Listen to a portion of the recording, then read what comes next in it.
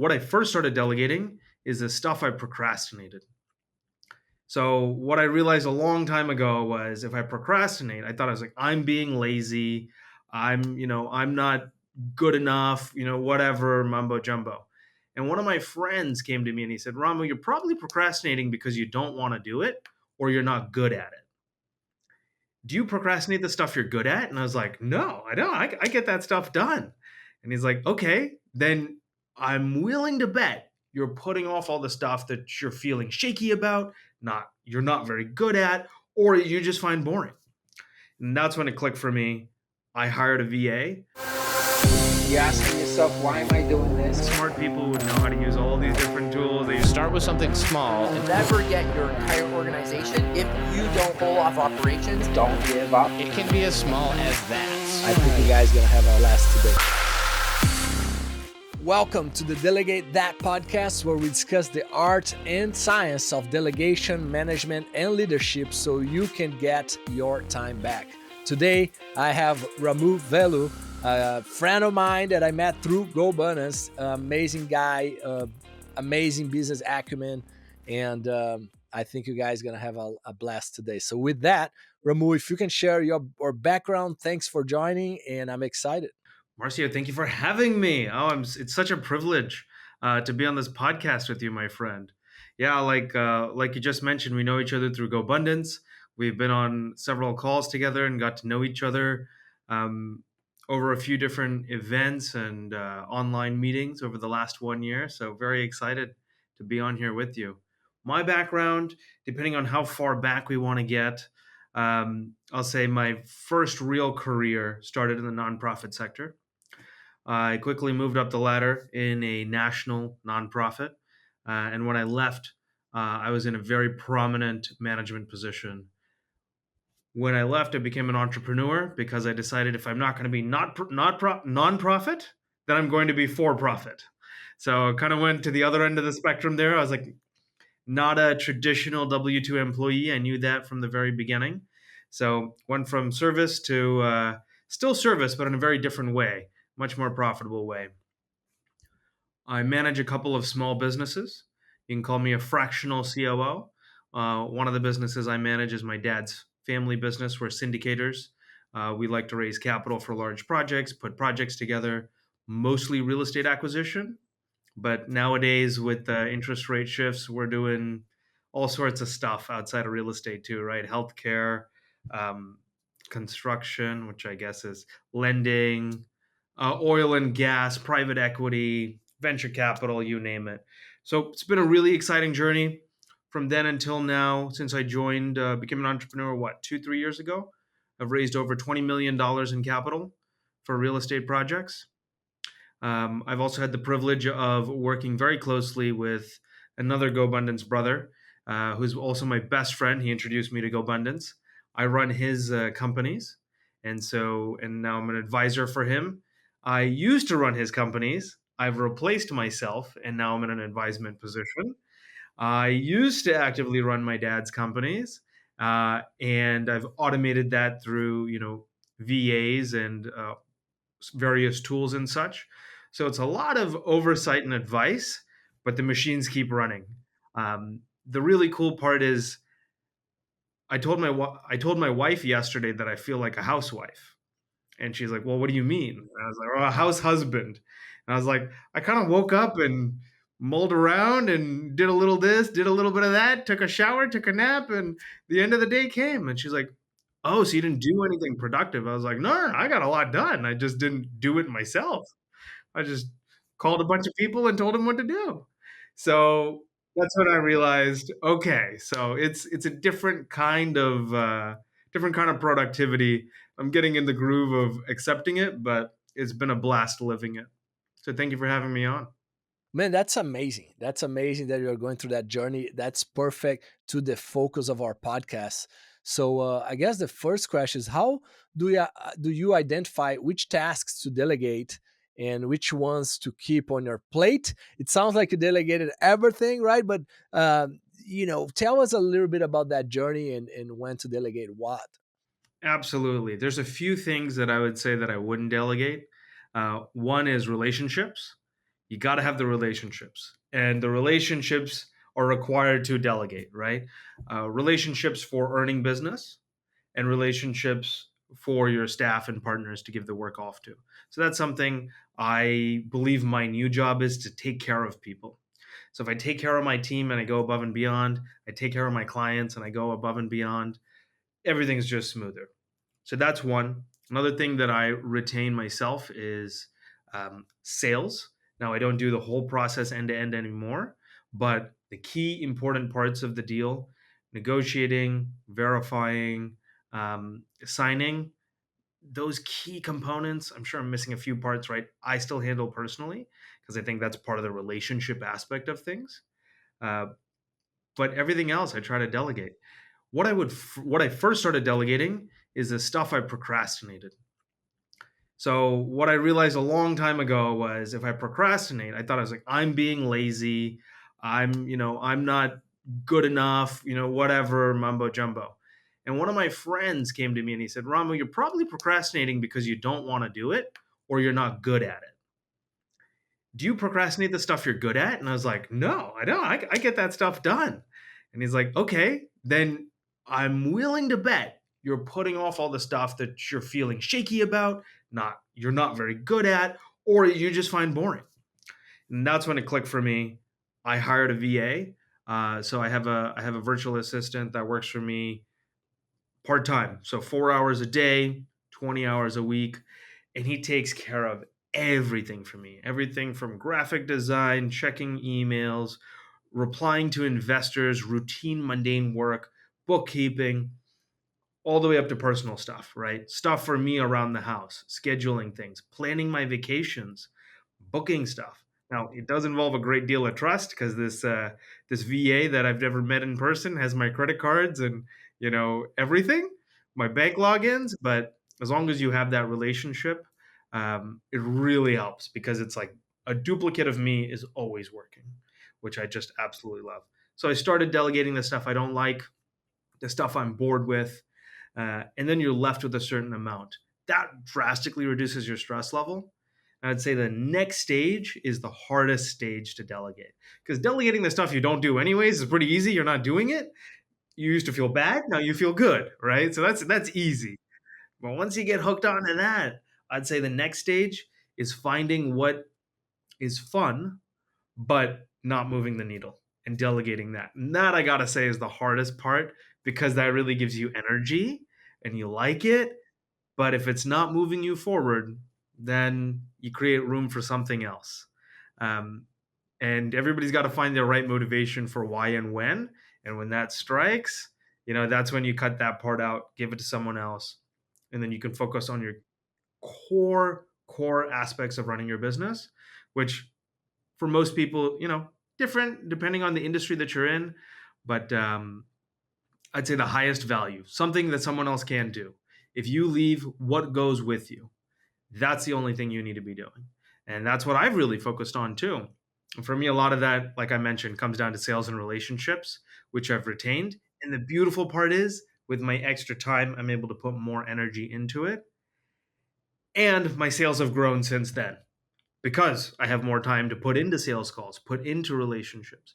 So it's been a really beautiful journey for me, in an upward spiral of more time and more productivity. Man, I love it. I love that. And now, one question that some folks in the audience might be asking, and I do that in one way. I want to hear from you. So, when you're giving bank access, are you giving like view only, or they can enter payments and you approve payments, or no, they have full access, they could transfer any amount of money, or what is your process around that topic? That's a very good question, Mauricio. Yeah, it's not full access, right? They have full view access. Yep. They can't send wires. But they do have my credit cards, so they can spend money, but they can't take money, if that makes sense. So they can't do any cash transfers. I handle all of that. But the reason I feel a little comfortable giving my credit cards is, let's say they make an unauthorized decision. Visa, MasterCard, whoever the payment processor is going to protect me. And so because of that, I am okay with that.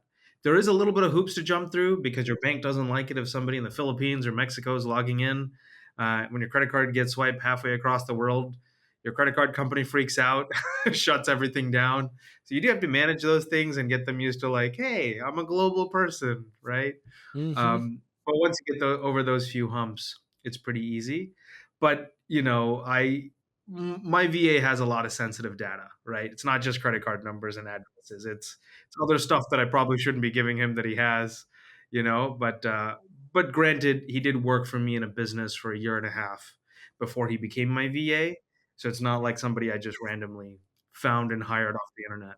Makes sense, and I think this topic is critical, right? And when you talk about delegation, and because the only thing, like, I'll give an example from me that I was sharing. So like, my assistant is doing the global entry thing for me, so I can go through airports a little faster, whatever. I mean, you can all. I guess the limit of your delegation stops when you stop trust. At the level that you don't trust, right? So, example, let's talk about, right, social security number, right? So my assistant, she's got all the numbers from all my family, and I trust, right?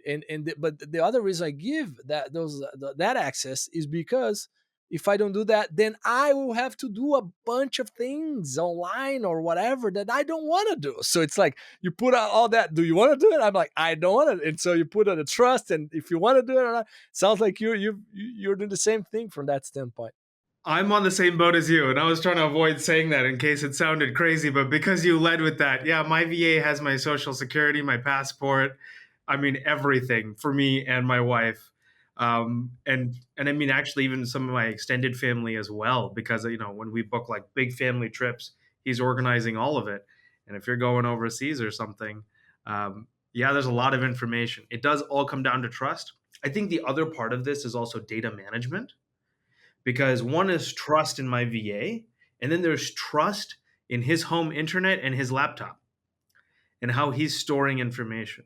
So that was something I really invested time and energy into protecting my data with my VA, because I don't think they have any ill intention, but everybody is subject to cyber attack. So how will he protect my data without compromising it accidentally? So any sensitive information is kept offline. It's not kept in a shared drive. It's not sent on, text messages and emails. If anything is, it's verbally communicated. He writes it down. He'll take a photo of his handwriting and store it, manually. So I social security number is one thing though that although he doesn't store anywhere. I'll give it to him manually every time, writes on a sheet of paper and then rips it up when he's done. But everything else is there's a photo of it somewhere on his hard drive where it's not linked to the internet or Google or whatever. That's perfect. And there's a way, just to share with the folks, that the setup I'm using right now that's fairly proof on this topic is called, there's a software called Keeper Security. It's just like one password and LastPass.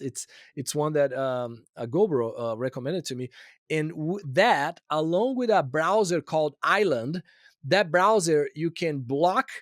Because see, with one password, people can inspect the browser and still get access to the password, even with one password, to my knowledge. I could be wrong, but that's last time I checked. And so now with this combination, the person cannot inspect the browser and not get access to the password. But anyways, so you can basically share a bunch of passwords, and the person can use all those passwords and never know the password. So that's where recent learning here over the last few months. So I'm excited about that. Oh, that is super cool. I should. I think I could get better about doing that. I run an iCloud keychain, so I store all my passwords for myself. My issue is more that I don't know my own passwords because I like set them up and then I never look at it again because it's Same. all on biometrics. Um, but yes, I should probably start doing what you're doing. Yeah, just something I'm geeking out. The other thing on this topic is, like, I learned recently, is just changing every different software is a different password, because our passwords get leaked all the time, and so if it's the same password, that's really bad. I'm very cognizant of that too. Yeah. On the topic of trust, that we are, how do you build trust with your team to delegate? You already touched a little bit, right? Time is a good component. Anything else that you'd like to add on this topic? Absolutely. So you're saying when is the how do you build trust to delegate? It's a beautiful question. I think right now, I mean, this is age old saying, right? If your team member doesn't perform, that's that's on you. You're not giving them clear enough instructions. It's really hard to remember that when you're the one who's not giving the instructions. Objectively, it's easy. So whenever my VA messes up or does something completely off kilter, I think to myself, did he do that on purpose? No. Why did he do that? Probably because I gave him some vague instructions. So that's on me. So I go back and I owning that is what's building trust. The funny part is I have to build trust with myself more than I build trust with anybody else. If you hire right, there's no trust building necessary because my policy is if you don't trust them, fire them. There's no working it out with trust. You start at a 10 with me, and if you're my VA and you get to a 9, you're out. There's no I that's there's no room to compromise with sensitive information. So if they're not performing, it can only be my fault. So that's where I've learned to start using different tools to give instructions, right? Voice memos, videos, looms, because maybe I don't want to sit down and type for 20 minutes to give clear instructions, but a 2-minute loom video ends up being better for him or her. So those are the little tools that I've used to build trust with myself to delegate. In the personal sense, at work, I would really say that it's a little bit easier for me because it really comes down to if they don't do it, I have to do it.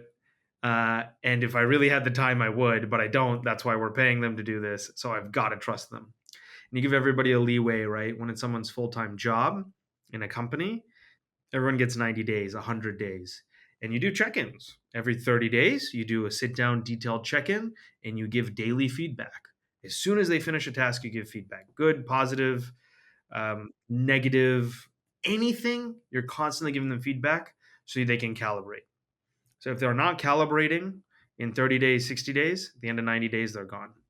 And if they've been there for 90 days, then the beauty is I typically don't have to focus on them much anymore because they've been calibrated. But those first 90 days do take a lot of energy from me for feedback in a very detailed process. Because here's the thing, the hardest part I would say is easy when they mess up to give feedback.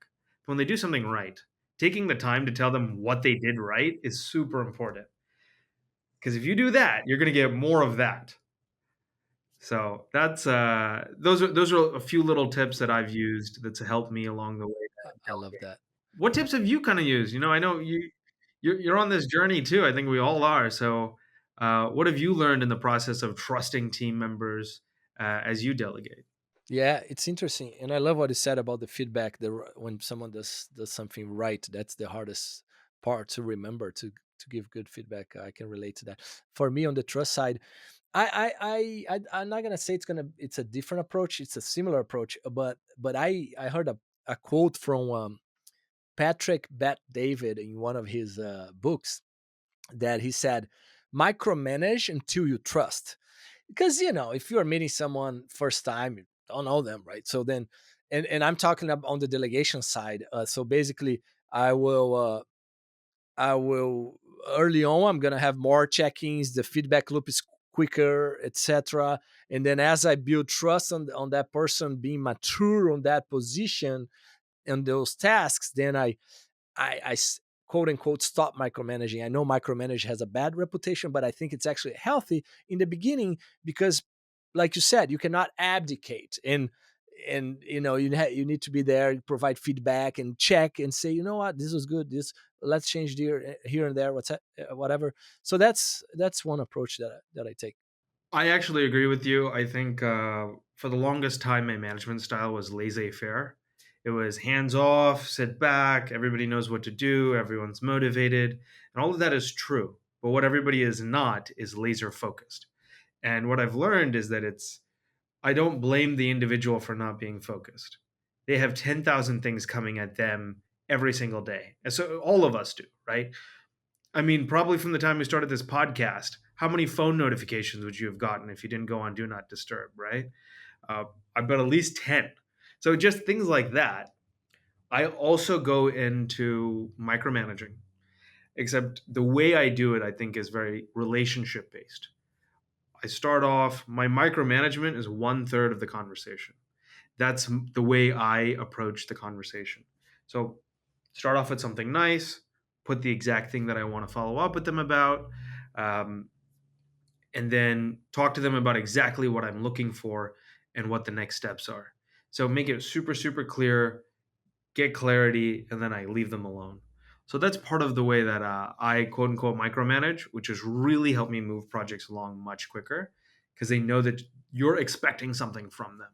So, Ramu, what tools or systems do you recommend for effectively managing delegated tasks? That's a great question. First tool that I love is Boomerang. It's a software for your email. It basically will kick your email back, and you can do it regardless of anything. You can put conditions like if they don't reply by this date and time, put it back in my inbox, read receipts, inbox pause. Now, I know these features are in Gmail and Outlook, but all of them are not together. I really love this tool. Very convenient because what I'll do is I'll send an email to someone and say, "Hey, if I don't hear back from you at Thursday at noon, I'll be reaching back out." And then I'll schedule it at that time and I'll come back to my inbox Thursday at noon if they don't reply. So it's like so perfect.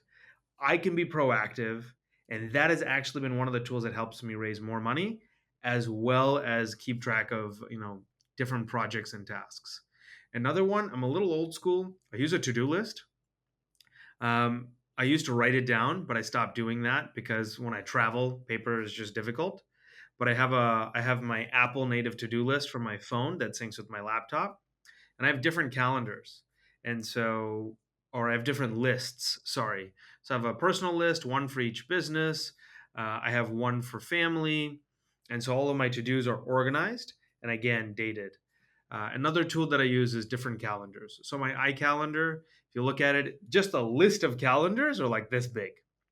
And if I'm hanging out with my friends, it's a different color than if I'm have a business meeting or a GoBundance event or a doctor's appointment.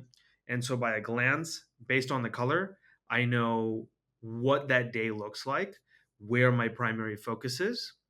And it also helps me plan my week.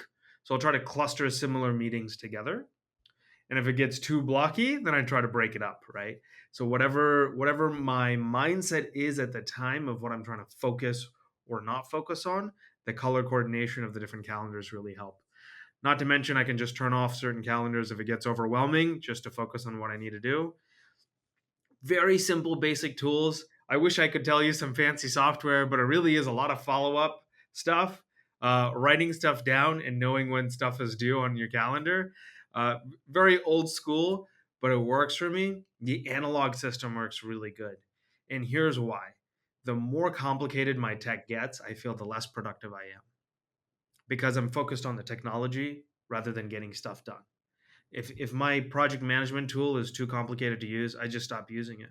Because the day I feel my project management tool is the job, instead of it serving me, I don't use it anymore. I just move on to the next thing. So that's it. Really helps to be a little dumb, is what I would say. The smart people would know how to use all these different tools. They use 10 different softwares.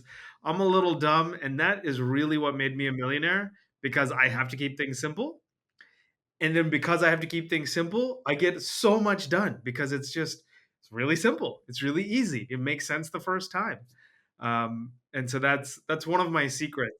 And so my wife teases me. My wife is super, super smart. She has like, gosh, 16, 18 patents or something like that. Just incredibly smart. But it's knowing and accomplishing on that front is very difficult. And what she does is very complex. My life is very simple, and I love it that way. It can get overwhelming, which is different. You can get stressful, but it's simple, right? Easy to explain, easy to do. But it's really hard to get there, and you can't get there until you delegate. So, I just want to say thank you, Mauricio, for having me on the podcast, doing this podcast. It is a hard thing to start, my friend. I resisted delegating for over 6 months. My friends and business partners were basically yelling at me to get a VA and to give away work. Um, and I just wouldn't do it. And it took some very key people in GoBundance to just like kind of slap me awake and be like, "Hey man, what is your time worth? What are you spending your time on? You're wasting money." And I was like, "Okay, cool." So that's when I shifted my mindset and I moved forward. But it's been a blessing. It's been a big blessing to be able to delegate, to have people to delegate to, and having a good team. Having a good team, having good people around us, always helps. So thank you for being in my life and being a good influence on me. And I hope this podcast helps other people too. Amazing, man. Appreciate that. Appreciate your time. Now, I do have two final rapid fire questions to you. The first one is one book or resource that you might have to share with the audience. What would that be? The one book that changed your life? The Psychology of Money and Atomic Habits. Those are the two books that have changed my life. They are very dense books, but it's practical advice, both of them. Atomic Habits and Psychology of Money. I'll tell you how to manage your time and how to manage your money. I love it, man. Ramu, it's been a blast. That the amount of knowledge you share with me and the audience is amazing, man. Thank you so much for sharing all that. Thanks for taking the time. You're a busy guy. Well, not so busy, right? I'm glad we got us there into your free agenda. Yeah. Oh, that's awesome. Appreciate it so much. Thanks so much, Ramu.